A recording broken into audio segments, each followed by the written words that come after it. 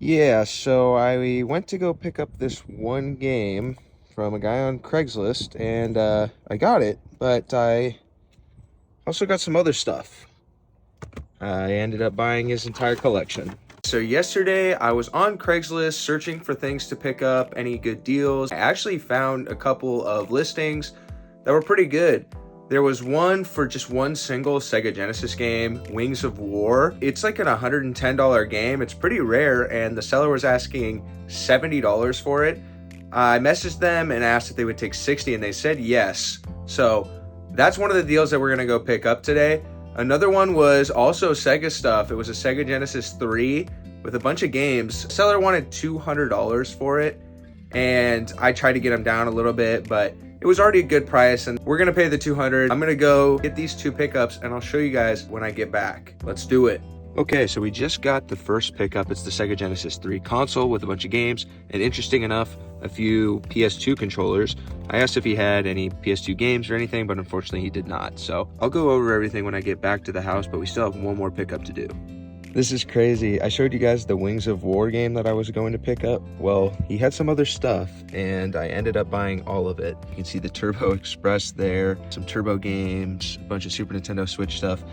These are two bags that are completely full of stuff. So I'm just like in so much shock right now that I was able to get this all. I will go over everything again when I get home. But man, I just had to update you guys. Just one game into two full bags of stuff. You never know what you're gonna find. All right, so we're back home and we've laid out the first pickup. We're gonna go over this one. So this was $200 for everything you're seeing here. Everything has been cleaned and tested, and surprisingly, everything worked. So had no issues there. RoboCop versus Terminator, unfortunately, was missing the manual. Forgotten Worlds is complete, and it's probably gonna be the only game I keep for my collection, but some really good stuff. We got Splatterhouse 3, which I think is going for about $75. Shadowrun, which is about $50, and overall a solid pickup. Again, two PS2 controllers, which are really nice to have. Those are about $18 a piece, surprisingly, so that was a nice bonus. And for $200, the total value for this lot was right around $500 on price charting. So super, super solid. I tried to negotiate him down, but he was pretty firm, and that's very fair. This was a great price, but I know you guys want to see the bigger pickup, so let's get into that one. Now, before we get into this pickup, you may be asking yourself, so we're just supposed to believe that this guy went for one game and left with two full bags of stuff?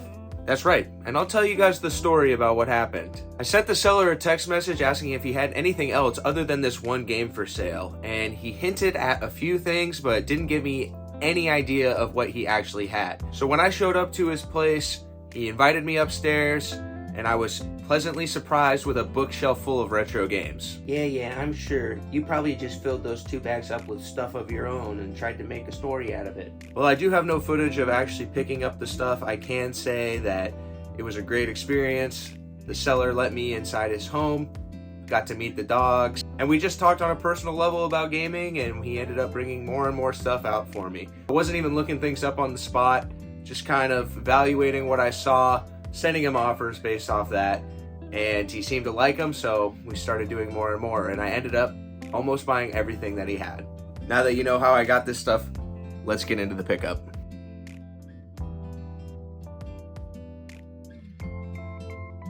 Got a couple consoles here, including this Switch with this custom case on it. He said that he modified it himself. A 3DS, a DS Lite, and a Game Boy Color. Some Nintendo Switch games, including Mario Odyssey, Super Smash Bros., Cave Story, which is actually a decent one, Custom Robo on the GameCube, Mario Power Tennis, and a Metroid Prime with a kind of discolored artwork. One PSP game, Work Time Fun. Some awesome handheld games. Pokemon White 2 is there. These ham games are actually quite valuable. Metroid Zero Mission, Golden Sun, a couple of mystery games, Wario Blast, Super Mario Land. We got WarioWare, New Super Mario Bros. And Castlevania. And look at all of these loose DS games. We've got Rhythm Heaven, Pokemon Black 2, Super Mario, Phantom Hourglass. Such amazing titles. There was also a couple PS3 games, these two Project Divas. Of course, the big banger of the lot, we've got the Turbo Express. This is in the box, but it does need to be recapped. Unfortunately, it is not working in its current state. but that shouldn't be an issue to get repaired. A nice array of games, including Bonk's Revenge and the best one, Newtopia 2. Now on to the NES, DuckTales and Mario Bros, Castlevania, Zeldas, you name it. All great titles right here, along with a couple Super Famicom and SNES games. Also, great titles. Finishing up the Nintendo, we've got the Wii stuff, Mario Galaxy, Mario Kart Wii, Super Mario Brawl, and of course Wii Sports and Wii Sports Resort. And lastly, we have the original Xbox, some great games like Time Splitter, Stubbs the Zombie, Voodoo Vince, Conkers, and Blinks. As you can see, there's a lot of good stuff in this lot. We ended up paying $1,450 for everything, and the price charting value is around $3,600, but because the Turbo Express is not working currently, if I pay about $60 to get the capacitors replaced, we could be talking closer to $4,000 for this entire lot. Absolutely insane. From a $60 pickup to almost $1,500 spent for this massive collection. What a surprise to me, I couldn't believe it. I know it sounds great. Almost $1,500 spent for nearly $4,000 worth of games, but there are a few issues. Issue number one, label wear. There were a decent amount of games that had some serious to light label damage. Issue number two, grime. I would say a majority of these games are extremely dirty and in need of a deep cleaning. In issue number three, things are broken. A few of the cartridges are just destroyed, a bunch of cases need to be replaced, and some items I'm gonna have to get repaired. Thankfully though, we can fix a lot of these issues. Let's start with issue number one, label wear. We're gonna use this copy of Super Mario 2, and first thing we're gonna do is just scrape off this sticker residue. There is a lot of just little tiny marks, some dirt, whatever it may be on this label. So I am gonna very gently use a Clorox wipe to just wipe it off. You guys have to be really careful if you're using a Clorox wipe because it can stain the label. But if you're really gentle with it and you dab with a microfiber cloth, it should be just fine. And after a few minutes of just super light cleaning, the label is looking so much better. Issue number two was grime, and as you can tell by this copy of Lode Runner, this thing is disgusting. So we're gonna start out with a magic eraser and use a combination of these and Clorox wipes to really tackle all the dirt, mud, whatever this stuff is, and just get it off as soon as possible. The thing with NES cartridges is they have an absurd amount of these grooves, so that's where I like to use the Clorox wipe. You can brush it across the grooves and go up and down to really tackle all of it. And of course, Q-tips come in handy with getting into the small spaces that are hard to get to. And look how disgusting this game is. We're just gonna go over the rest of this entire cartridge, get it all nice and clean. And this game had some really hard things to get off, so I had to break out the toothpicks to break down some of this stuff. And this game was a great example of just some nastiness. Next up, we gotta clean the pins. So got some of this perfect glass here, spray it on a Q-tip. There's a lot of different things that you can use instead of this perfect glass stuff, but this is what I've always used. And after giving the pins a nice polish, the back needs to be cleaned too. I'm just gonna do that real quick. And here is the finished product. The third issue is broken items. So as we look at this Super Mario World, you can see on the top, this thing is bashed in. So what we're gonna actually do is replace the back. Thankfully, there's actually no damage on the front of this cartridge, so we're just gonna remove the two screws here in the front, and we're gonna replace the back. So we have this Ken Griffey Winning Run game for the SNES.